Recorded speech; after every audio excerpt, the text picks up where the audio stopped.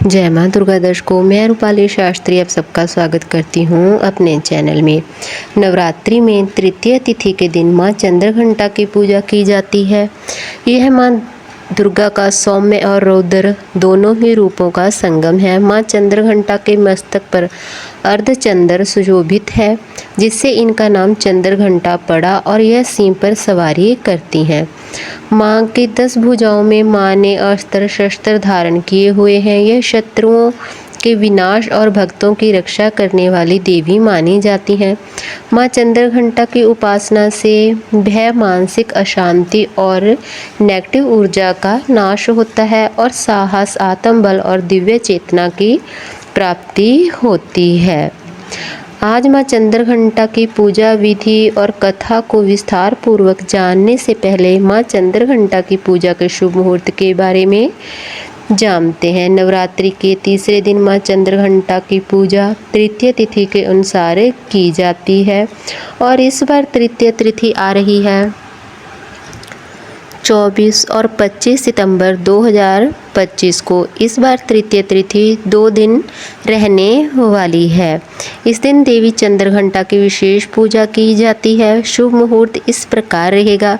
नवरात्रि है तृतीय तिथि 2025 का शुभ मुहूर्त ऐसे है। तृतीय तिथि 24 सितंबर को पूर्ण रात्रि में और दिन में रहेगी। तृतीय तिथि 25 सितंबर 7:06 तक रहेगी। पूजा का समय रहेगा सुबह के समय। लाभ मुहूर्त होगा 6:17 से लेकर 7:48 तक शुभ। अमृत मुहूर्त रहेगा 7:48 से लेकर 9:18 तक शुभ। पूजा का विशेष समय सूर्योदय के बाद पहले 3 घंटे तक सर्वश्रेष्ठ माना जाता है। हमें माँ की पूजा सूर्योदय के बाद पहले 3 घंटे के बीच बीच में कर लेनी चाहिए। यह बहुत ही लाभकारी और शुभ मानी जाती है। माँ चंद्रघंटा का रूप स्वर्ण के समान तेजस्वी 10 भुजाओं से युक्त और सिंहवान पर आरूढ़ होता है। उनके मस्तक पर घंटे के आकार का अर्धचंद्र है, इसलिए उन्हें चंद्रघंटा कहा जाता है। माँ चंद्रघंटा की पूजा करने के लिए सुबह जल्दी उठकर स्नान करने के बाद मंदिर की साफ सफाई करके गंगा जल से शुद्धिकरण कर लेना चाहिए। फिर माँ चंद्रघंटा का ध्यान करके व्रत और पूजा का संकल्प लेना चाहिए। माँ चंद्रघंटा को लाल, सुनहरा और पीला रंग अत्यंत ही प्रिय है। माँ का प्रिय भोग दूध और खीर है, शहद है।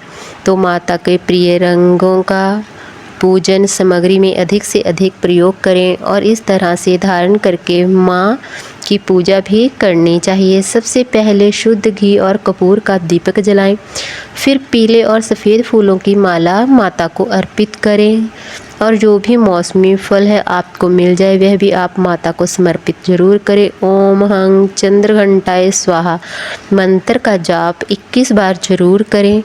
मंत्रों का जाप करने के साथ ही स्तुति का पाठ भी करें और अगर आपके पास रुद्राक्ष की माला है तो आप हर दिन नियम से नवरात्रि के दिनों में एक माला जाप भी माँ के बीज मंत्र के साथ कर सकते हैं। माँ चंद्रघंटा का ध्यान करके आपको रुद्राक्ष की माला से जप करना चाहिए। माँ चंद्रघंटा अपने सभी भक्तों को भय को दूर करने वाली है।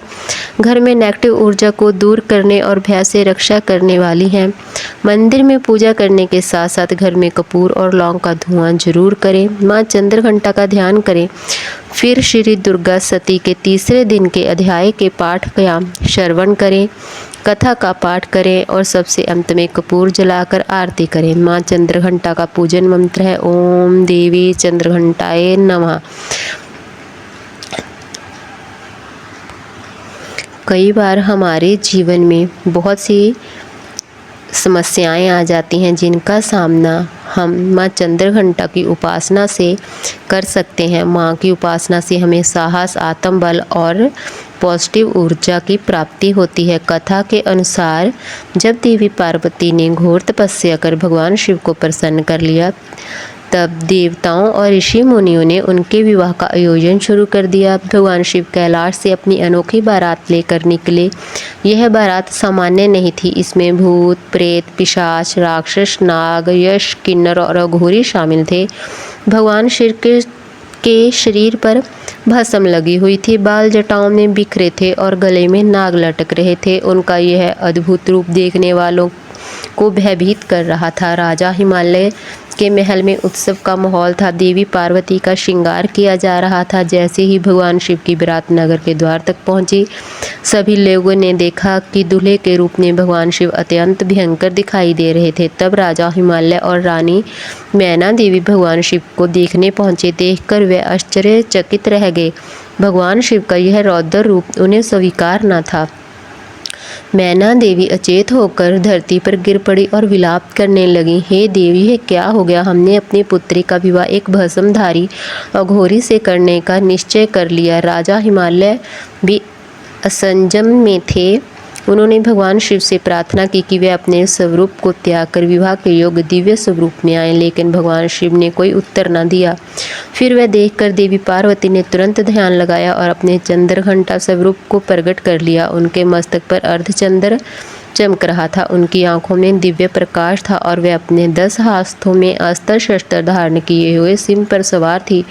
उनकी शक्ति और तेजस्वा को पूरा वातावरण गूंज उठा। उनके शरीर से अद्भुत प्रकाश निकलने लगा, जिससे देवताओं और ऋषियों को भी उनकी महिमा का दर्शन हुआ। माँ चंद्रघंटा ने अपने तेज से पूरी बारात को ही प्रकाशित कर दिया। भगवान शिव भी भूत पिशाच से भरी बारात अब साधारण सी प्रतीत हो रही थी। तब उन्होंने भगवान शिव से कहा, हे नाथ, यदि मेरे तप का फल सत्य है, यदि मेरे प्रेम शुद्ध है, तो आप अपने इस रुद्र रूप को त्याग कर मुझे अपने दिव्य रूप में दर्शन दें। माँ चंद्रघंटा की इस प्रार्थना से भगवान शिव ने अपना स्वरूप बदला। अब वे स्वर्ण मुकुट, दिव्य आभूषण और रत्न जड़ित वस्त्रों में सुशोभित होकर प्रकट हो गए।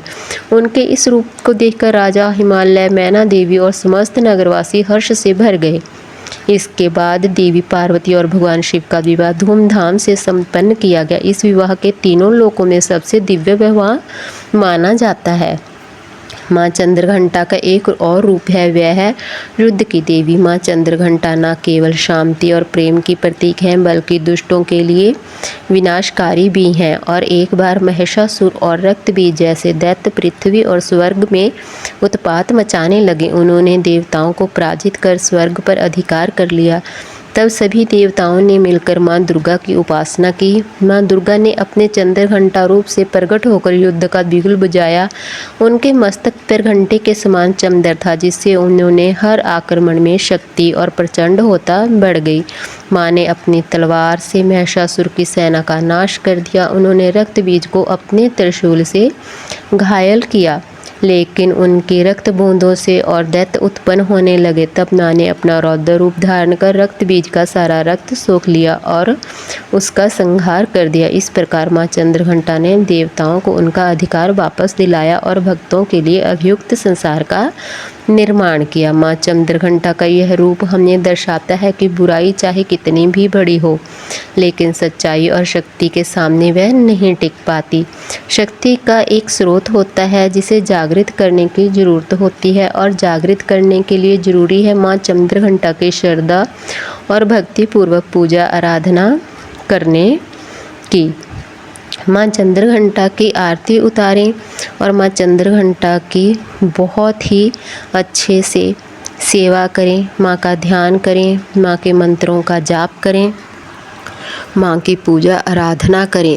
और जो लोग शत्रुओं से भयभीत रहते हैं उनके लिए एक छोटा सा उपाय, अगर आप अपने शत्रुओं से भयभीत हैं तो आप इस दिन जब भी माँ का शुभ मुहूर्त में सुबह उठकर पूजा और पाठ करने लगें, तो आप एक सफ़ेद कागज़ पर लाल रंग की स्याही से अपने शत्रु का नाम लिखकर माँ के चरणों में रख दीजिए और माँ से प्रार्थना कीजिए कि वो आपके शत्रुओं से आपका छुटकारा करवाएं और आपके जीवन में सुख सुविधा आए। आप जो भी इच्छा करके माँ के चरणों में पर्ची बना कर रखेंगे, वह आपकी इच्छा जरूर पूर्ण होंगी और शत्रुओं से हमेशा के लिए माँ चंद्रघंटा आपका बचाव करेंगी। इस दिन आप किसी भी भिखारी को खाना जरूर खिलाएं। कोई छोटी कन्या मिल जाए उसको आप दूध भी जरूर पिलाएं और खीर का भोग माँ को जरूर लगाएं। आपको हमारी जानकारी कैसी लगी हमें कमेंट कर जरूर बताएं। जिन लोगों ने अभी तक हमारा चैनल सब्सक्राइब नहीं किया, कृपया वो चैनल को सब्सक्राइब करें, लाइक करें, कमेंट करें और शेयर भी जरूर कर लें। जय माँ दुर्गा।